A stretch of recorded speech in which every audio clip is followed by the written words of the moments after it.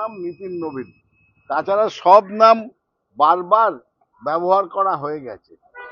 2021 বলুন, 2024 বলুন, এরা সবাই এসছেন।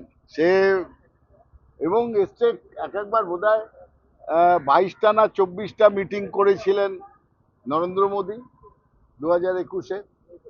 38টা মিটিং করেছিলেন অমিত শাহ। জগৎ প্রসাদ নাড্ডা কতগুলো করেছেন আমার খেয়াল নেই। এসব আছে, সব আসে। রাজনাথ সিং, দেখুন এরা সর্বভারতীয় ক্ষেত্রে দু একজন চিনতে পারে, বাংলার মানুষ এদের চেনেও না ভালো করে। হ্যাঁ, মোদির নামটা হয়তো জানে, অমিত শাহকে জানে, ওই রকম চেহারা আর ওই রকম হুমকি দিয়ে কথা বলেন, তার জন্য হয়তো একটু জানে। কিন্তু এরা কি বাংলাকে জানেন? নরেন্দ্র মোদী বলুন, অমিত শাহ বলুন, জগৎ প্রসাদ নাড্ডা, নিতিন নবীন জানেন না আমি জানি, কারণ উনি সবে সর্বভারতীয় অধ্যক্ষ হয়েছেন। তার আগে বিহারের বাইরে কিচ্ছু জানতেন না যে বিহারের বাইরে একটা ভারতবর্ষ আছে। তো যাই হোক না কেন, আসবেন, নির্বাচন হচ্ছে, ভালো তো, প্রচুর পয়সা খরচ হবে, প্রচুর হেলিকপ্টার আসবে, অনেকগুলো ভাড়া করা এরোপ্লেন থাকবে, নিত্য নৈমিত্তিক যাতায়াত হবে, অনেকগুলো 5 স্টার হোটেল বুক হবে, এবং ইলেকশন কমিশনের মাধ্যমে যে রকম ভাবে আধিকারিকদের বদল পুলিশে এবং প্রশাসনে বদল হচ্ছে, তার তো একটা অন্তর্নিহিত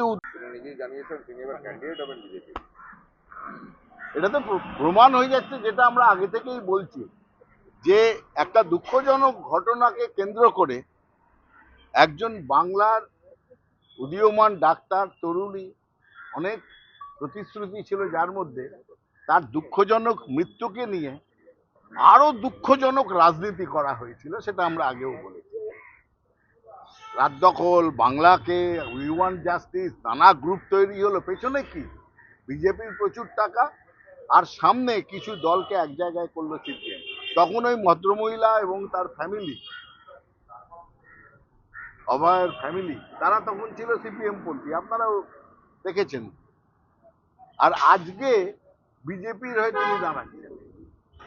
আজকে তার মা বাবা, অভয়ের মা বাবা, আপনারা জানেন, ওই দুঃখজনক ঘটনার পরপরই তারা গিয়েছিল হাইকোর্টে যে আমাদের স্থানীয় পুলিশের ওপর ভরসা নেই, সিআইডির ওপর ভরসা নেই, আমরা সিবিআই চাই। সিবিআই অর্ডার হয়েছিল, সিবিআই তদন্ত করে একজনকে শাস্তি দিয়েছে, তার মৃত্যুদণ্ড হয়েছে। তারপরে কি বললো? আমরা মানি না।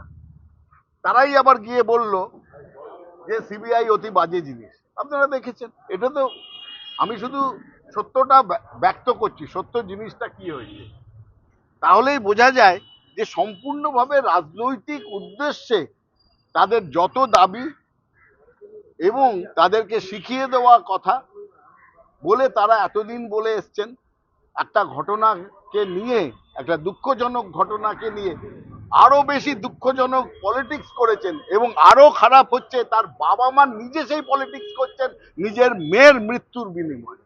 এর থেকে দুঃখজনক আর হতে পারে না। এবং আজকে সেটা আরো প্রমাণিত, তিনি গিয়ে দাঁড়াচ্ছেন পানিহাটিতে বিজেপির সিম্বলে। বিজেপি কোত্থেকে আসলো?